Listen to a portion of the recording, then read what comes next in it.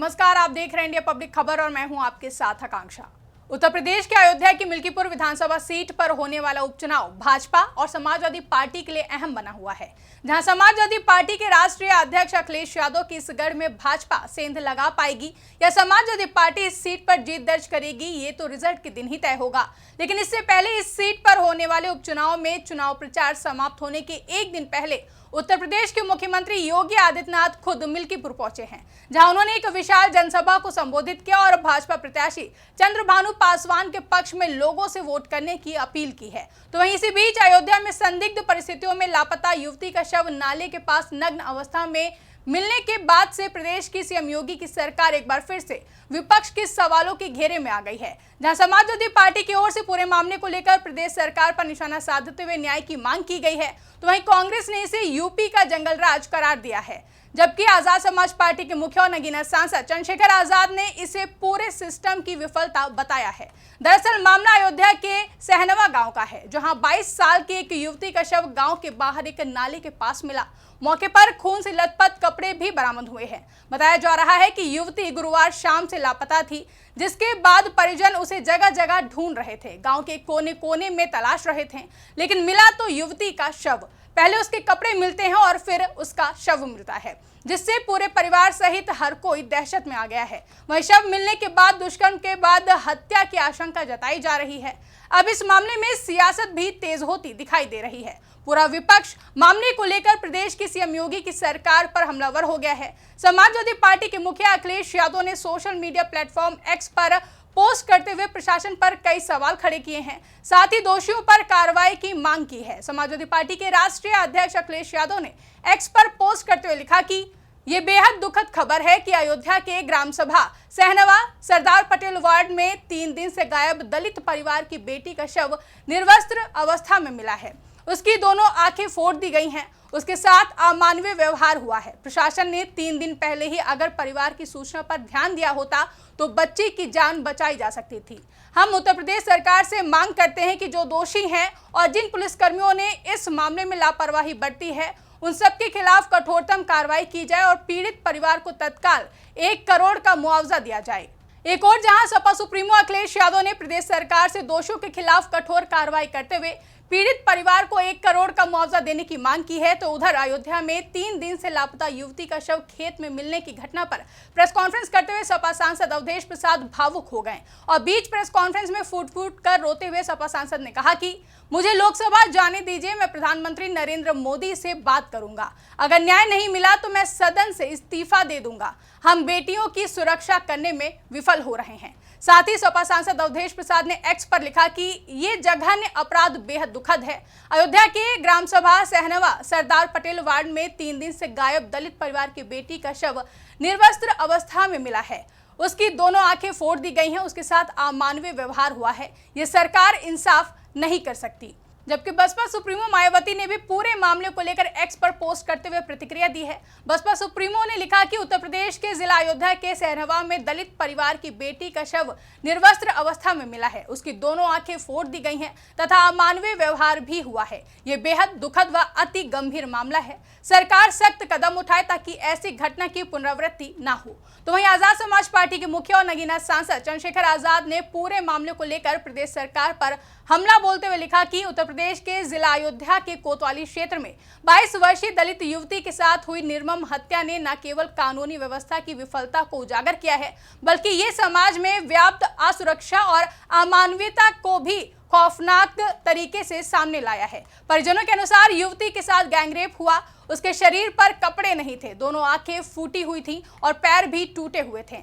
सिर और चेहरे पर गंभीर चोटें थीं और पूरे शरीर पर गहरे जख्म थे। हाथ पांव रस्सी से बंधे हुए थे।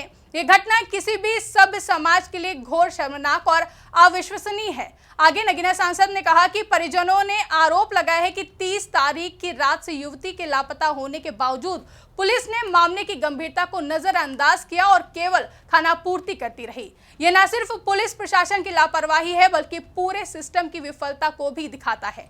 सपा, बसपा और आसपा के साथ ही कांग्रेस ने भी पूरी घटना की निंदा की है और कहा कि ये यूपी का जंगल राज है। कांग्रेस का ऑफिशियल एक्स अकाउंट पर पोस्ट करते हुए लिखा गया कि उसकी लाश बिना कपड़ों के नाले में मिली, उसकी आंखें फोड़ दी गईं उसके हाथ पैर तोड़ दिए गए, ब्लेड से चेहरे और शरीर पर वार किए गए। ये जो आप पढ़ रहे हैं, ये एक दलित बेटी के साथ यूपी के अयोध्या में किया गया। 30 जनवरी की रात वो भागवत देखने के लिए गई थी, उसी वक्त से गायब हो गई। घर वाले खोजते रहे, पुलिस से गुहार लगाते रहे, कोई सुनवाई नहीं हुई।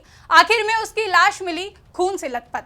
ये यूपी का जंगल राज है। आज यूपी में दलितों के खिलाफ हद का अत्याचार हो रहा है। इस अत्याचार में यूपी की बीजेपी सरकार और उसका पूरा सिस्टम भागीदार है। अगर पुलिस ने वक्त रहते काम किया होता तो आज दलित बेटी की जान बच सकती थी, लेकिन पूरे सिस्टम की प्राथमिकता में दलित और पिछड़े हैं ही नहीं।